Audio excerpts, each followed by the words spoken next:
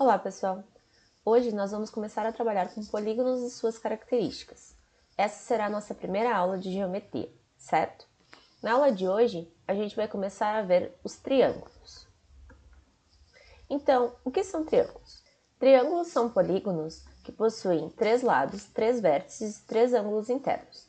Vamos ver como é que fica aqui na imagem, que eu tenho um triângulo aqui desenhado, o que é cada uma das coisas. Então, os lados. Bom, aqui a lateral a gente vai chamar de lado. Então, nós temos um lado, 2 lados, certo? E aqui embaixo nós temos o último lado, que seria o terceiro lado. Perfeito? Aí, 3 vértices. O que são vértices? Vértices, pessoal, são o que ligam os lados. Então, os pontinhos. Aqui em cima nós vamos ter um vértice. Aqui do lado, outro vértice. E aqui, mais um vértice. Certo? E por último, os 3 ângulos internos. Então, o que são ângulos internos?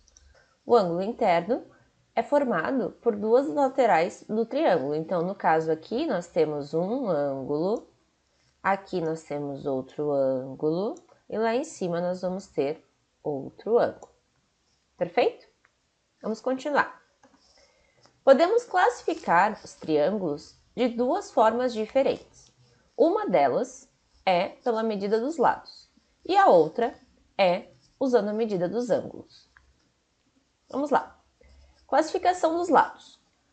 Classificação dos lados, pessoal, ela se divide em 3 nomes diferentes: equilátero, isósceles e escaleno. Perfeito? Qual a diferença entre um e outro? O equilátero, gente, é equivalência de lados, então todos os lados têm que ser iguais. O isósceles, por sua vez, só 2 dos lados são iguais. E por último, e não menos importante, o escaleno, onde todos os lados são diferentes. Perfeito? Falando sobre ângulos agora, a gente vai ter 3 tipos também. E quais são as diferenças entre eles? Bom, a diferença principal é que o triângulo vai ter o nome do ângulo maior. Então, por exemplo, aqui, ó, triângulo acutângulo. Triângulo acutângulo possui os 3 ângulos menores do que 90 graus. Lembrem que 90 graus é quando se forma um L perfeito, certo? Então, no caso do acutângulo, a gente vai ter ali, ó, os 3 ângulos pequenininhos, menores do que o 90 graus. E um triângulo retângulo? Bom, no triângulo retângulo, um deles é um ângulo reto. E eu já vou explicar por que exatamente um deles é obrigatório. Não pode ser todos, tá? Então, continuando, num triângulo retângulo, a gente tem um ângulo reto. Então, um ângulo que forma o Lzinho perfeito, certo? E num triângulo obtusângulo, vamos ter um dos ângulos maiores do que 90 graus, nesse caso, esse grandão aqui. Perfeito? Gente, tomem cuidado, lembrem, para facilitar a vida de vocês, ó. Quando for por ângulo, a classificação sempre termina em ângulo, ó. Acutângulo, então, termina em ângulo. Retângulo, ó, termina em ângulo. E obtusângulo, termina em ângulo. Fechou? E aí eu vou explicar agora por que não pode ter 2 ângulos de 90 graus ou 3, e a mesma coisa acontece no obtusângulo. Então, por que não pode ter mais de um ângulo obtuso? E por que isso? Porque a soma dos ângulos internos, então a soma dos 3 ângulos, tem que ser 180 quando for um triângulo. Então, o meu A, que é esse aqui, o azulzinho, o B, que é o verde, e o C, que é o vermelho, obrigatoriamente precisam fechar 180 graus, certo? E isso é importante vocês saberem, porque para os próximos polígonos a gente vai usar esse 180 como uma base, tá? Vamos já deixar bem claro essa parte. Então, é isso, a aula de hoje é isso. Vamos para alguns exemplos, então.